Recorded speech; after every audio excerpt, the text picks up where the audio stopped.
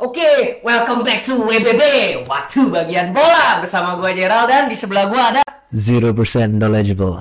Yona Fili. Welcome.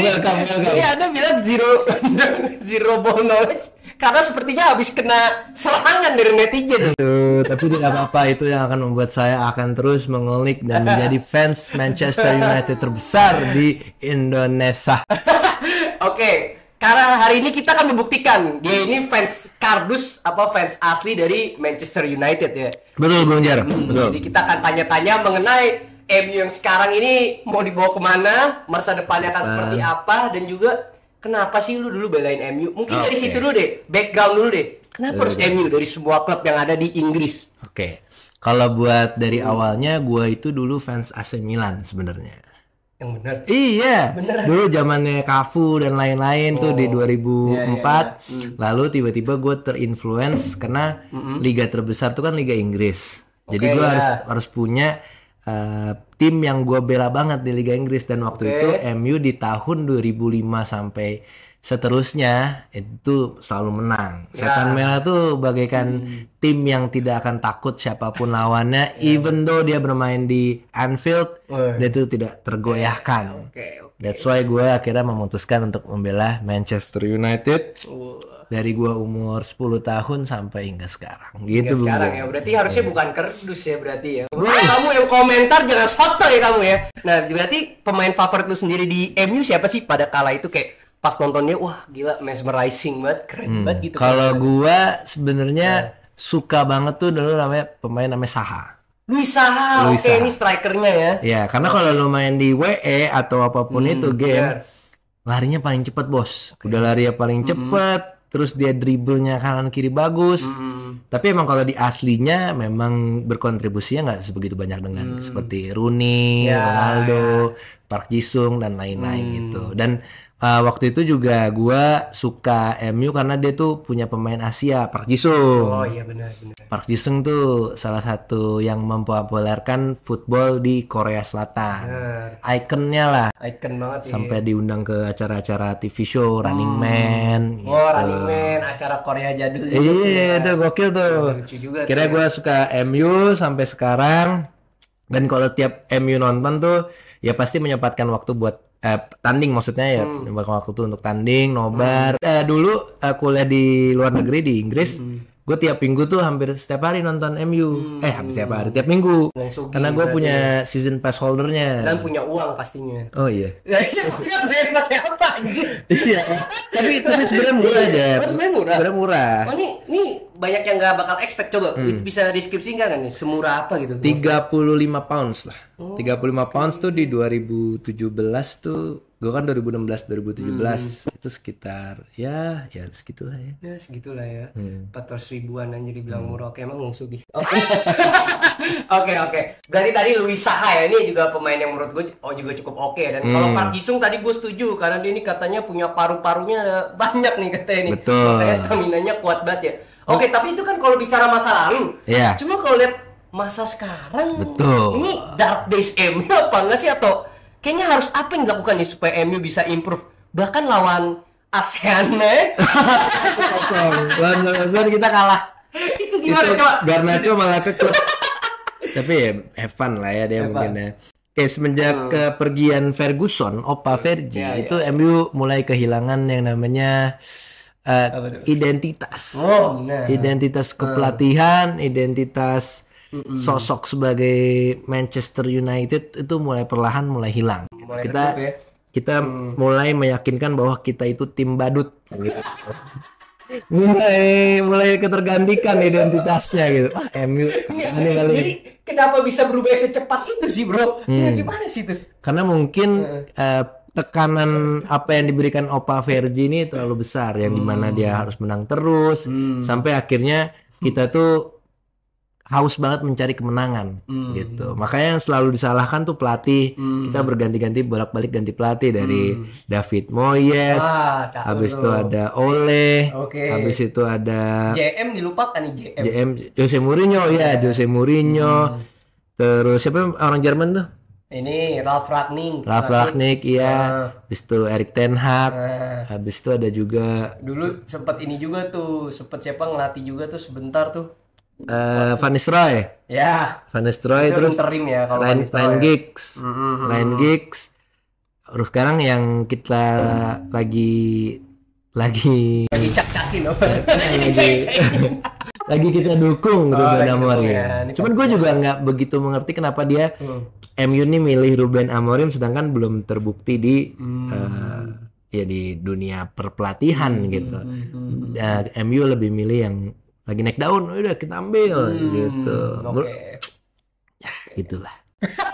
Nggak, tapi kira-kira bagaimana caranya nih bisa balik dari era kegelapan, maksudnya musim depan tuh harus ngapain dan beli siapa gitu, terus kayak mainnya harus kayak gimana, siapa yang harus dijual gitu deh, coba urutin dari yang harus dibeli dulu deh dan harus dilakukan dulu nih sama Amorim apa gitu. Oke, kalau yang saran gua ya sebagai opini penonton dan juga hanya sebuah fans sepak bola, memang MU tuh harus sabar dulu.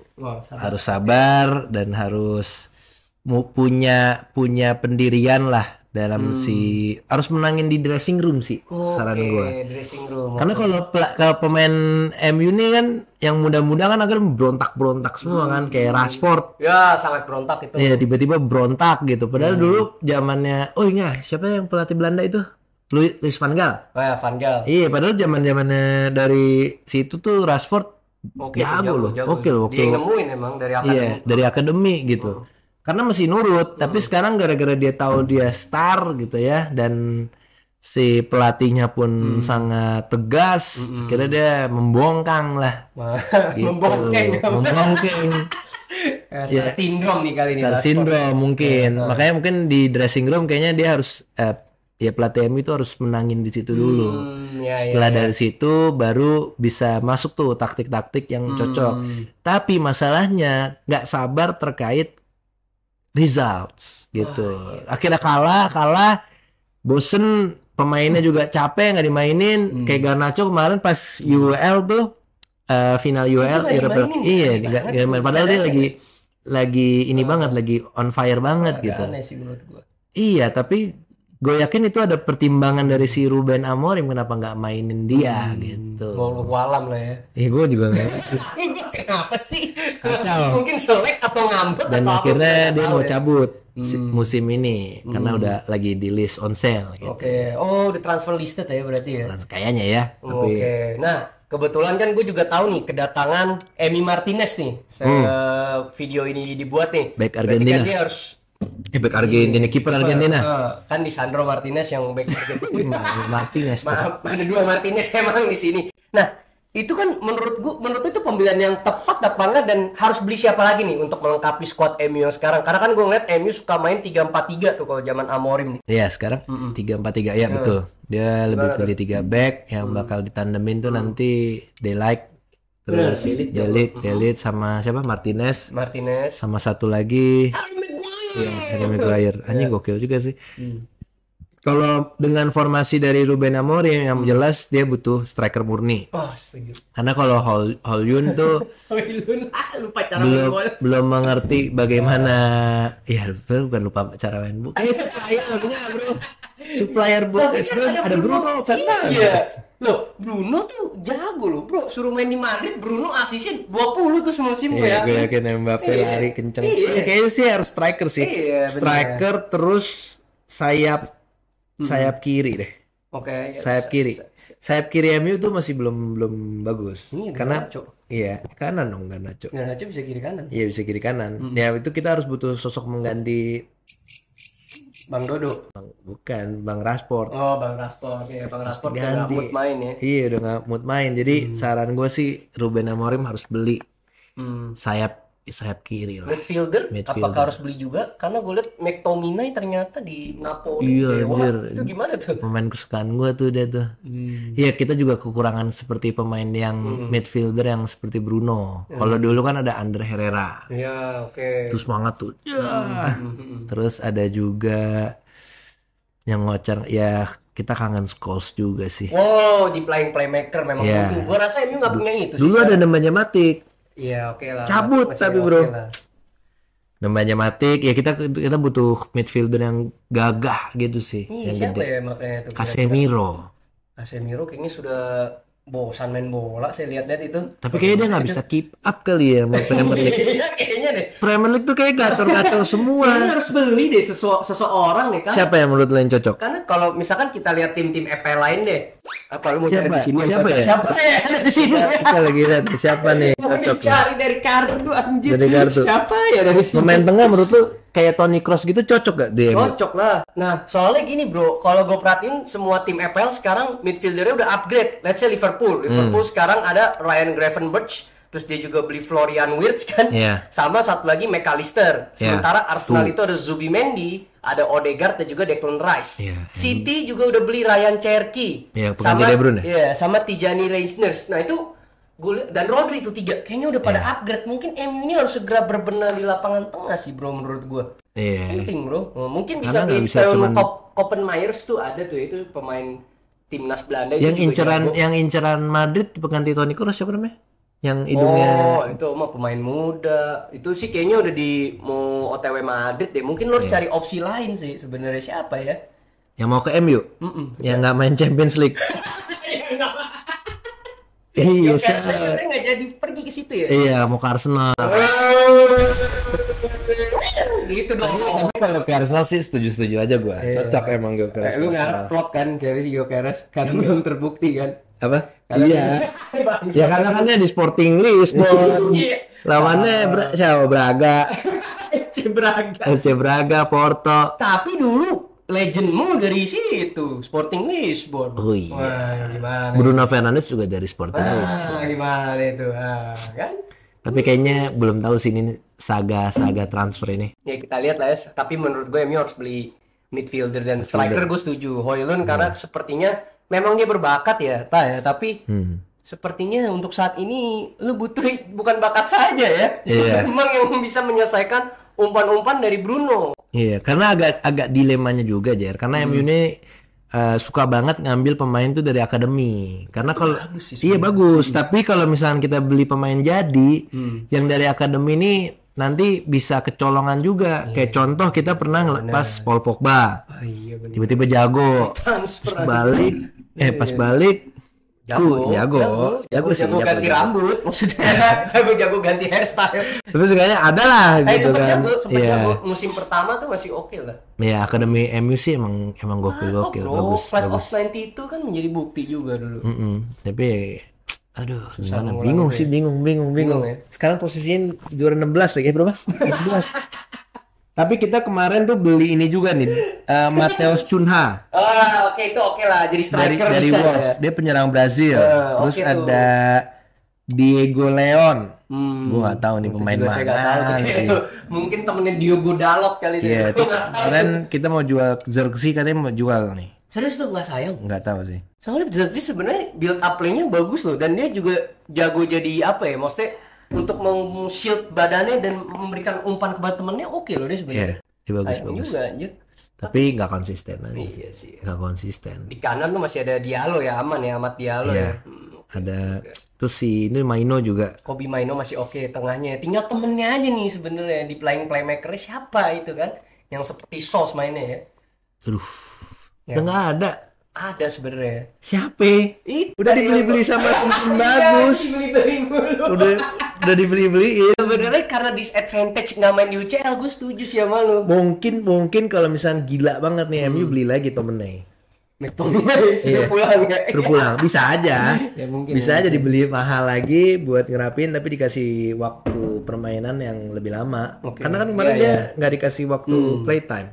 Suruh aja nge-clutch doang deh. Benar. 2 kali dia nge-clutch di MU. Dan suka golin tiba-tiba gitu ya. Iya anjir. Tiba-tiba kayak striker aja jago banget. Oke, sekarang untuk yang dijual nih, Bro. Oke. Siapa nih harus dibuang kayak aduh nih di locker room udah toxic banget nih orang nih.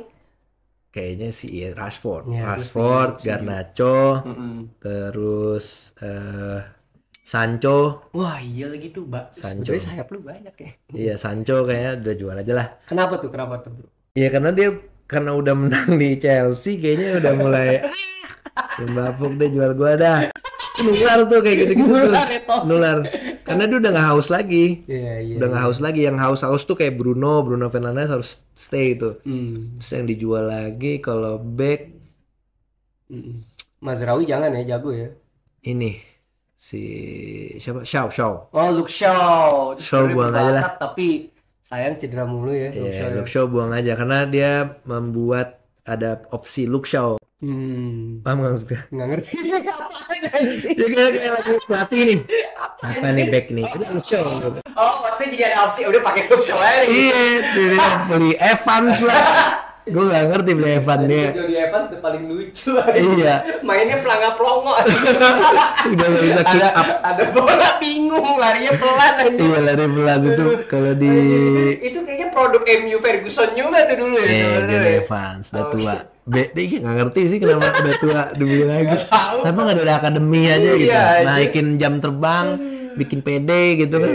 Ini bapak-bapak disuruh mainannya. Random dibeli aja. Ya itu jual, Holjun jual. Iya, Hoylund sih parah sih. Hoylund jual sih. 72 juta, Bro. Iya, Gila, anjir.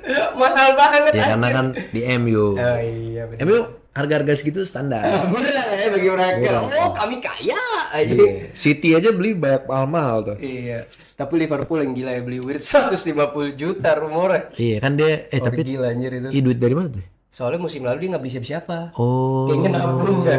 Musim lalu tuh dia nggak beli siapa-siapa, Bro. Jadi skuadnya emang skuad yang tahun lalunya lagi tuh. Dipertahankan, mungkin baru belanja sekarang fantastis. Oke, kira-kira gitu lah ya dari Yona Firi ya. Dan prediksi terakhir deh. Kira-kira MU di musim depan bakal bercokol di peringkat berapa nih, Bro, menurut lu? Kalau gua ekspektasinya sih juara. Wih, ini baru fans MU sejati. Juara. Delusional. Gue yakin juara. Karena apa? Kenapa? Ya, coba gimana? Liverpool ini bakal kehilangan jiwanya karena TAA udah pindah. Oh iya, oke. Mo Salah udah mulai tua. Oke, bisa. Van Dijk udah mulai kepingin pindah juga, nyari pengalaman baru gitu kan. Jadi dia mulai menurunkan performa. City? Kalau City kehilangan Kevin De Bruyne. Oke, bisa. Permainan udah mulai kebaca. Buktinya berapa kali berturut-turut kalah nggak ada kemenangan. Terus Arsenal bisa juga unperform karena dia harus memainkan Champions League. Terus tiba-tiba ada striker baru nanti yang udah kebiasa tanpa striker, bingung nanti. Soalnya pada mau nyerang, oh ada striker ya, gitu. Terus Tottenham, Son mau pindah, Son mau ke ikut Jose Mourinho. Oh iya. Iya, rumor ya. Terus siapa lagi kan? Newcastle. Oh itu agak main berat tuh, challenge terberat tuh. Kayaknya dia aim Premier League. Jadi ternyata challenge terberatnya Newcastle. Gila, Newcastle lagi gila banget Jan. Gue yakin ini season ini emang jago. Udah gitu dia masuk Champions League kan. Iya. Tahun ini ya Newcastle sih menurut gue. Oke ya, berarti prediksi lu juara ya? Juara. Oke guys, jadi kalian kalau yang dukung MU, kira-kira prediksinya MU bakal gimana musim ini? Harus beli siapa? Harus ngapain supaya keluar dari dark days ini ya? Yuk langsung aja komen di kolom komentar dan see you di next video ya. Thank you.